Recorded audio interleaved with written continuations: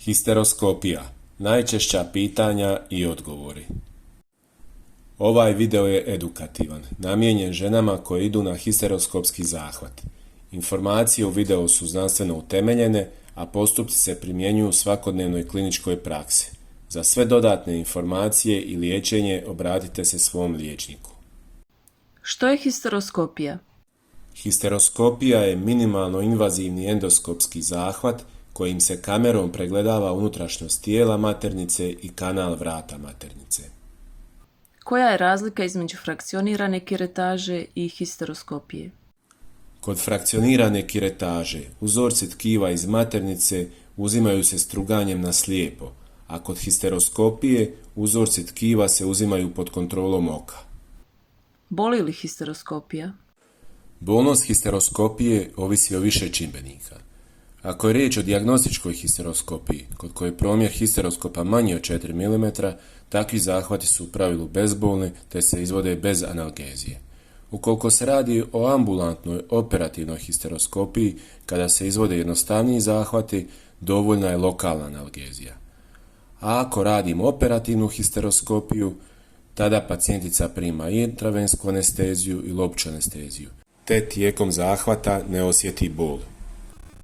Koje su indikacije? Histeroskopije radimo kada pacijentica ima nenormalno krvarenje iz maternice, kada na ultrazvuku imamo zadebljanje endometrija ili polip endometrija, kod hiperplazije endometrija, pogotovo kod kontrolnih biopsija i kod submukoznih mioma maternice. Nešto rjeđe indikacije su anomalije maternice, septum ili pregrada, zadržani intrauterini uložak, odnosno spirala, lezije u kanalu vrata maternice, zadržani produkti koncepcije i intrauterine priraslice. Koje su kontraindikacije? Histeroskopija se ne smije raditi kod vitalne trudnoće u maternici, kod aktivne infekcije zdjelice, odnosno zdjelične upalne bolesti, kod aktivne genitalne herpes infekcije, kod karcinoma vrata maternice i kod piometre. Piometra je gnojni sadržaj u materištu. U koje vrijeme radimo histeroskopiju?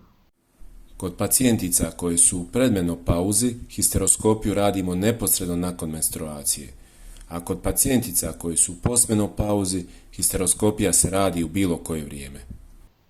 Je li histeroskopija uvijek uspješna? Ne.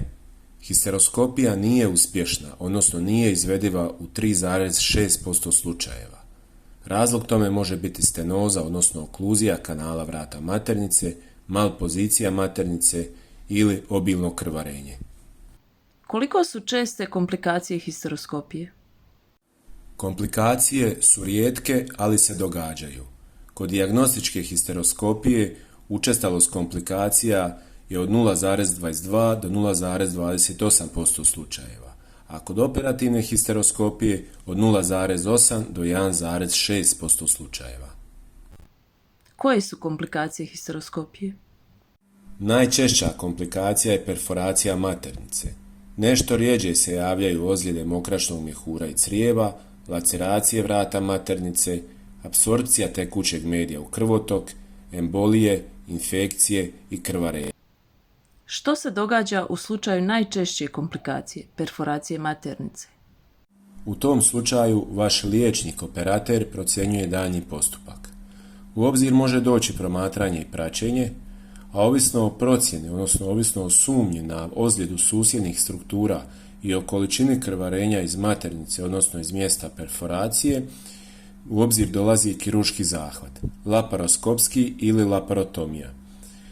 Tijekom zahvata se pregledava cijela zdjelica, susjedne strukture, postavlja se šav na maternicu ili se odstranjuje cijela maternica. Ukoliko je došlo do ozljede crijeva, reseciraju se crijeva, a ukoliko je došlo do ozljede mokračnog mjehura, ta ozljeda se sanira. Treba li uzimati antibiotike nakon histeroskopije? Ne. Učestalost infekcije je vrlo niska, manja od 1%. Što nakon histeroskopije? 24 sata nakon zahvata pacijentica se može vratiti svakodnevnim aktivnostima. Vaginalno krvarenje u pravilu nestaje kroz nekoliko dana, a oskudnije može biti prisutno i do 2 tjedna. Bol i nelagoda u pravilu prestaju unutar 24 sata. Spolne odnose potrebno je odgoditi 1 do 2 tjedna. Pristup svakoj pacijentici je individualan i može se razlikovati od ovdje navedenih postupaka.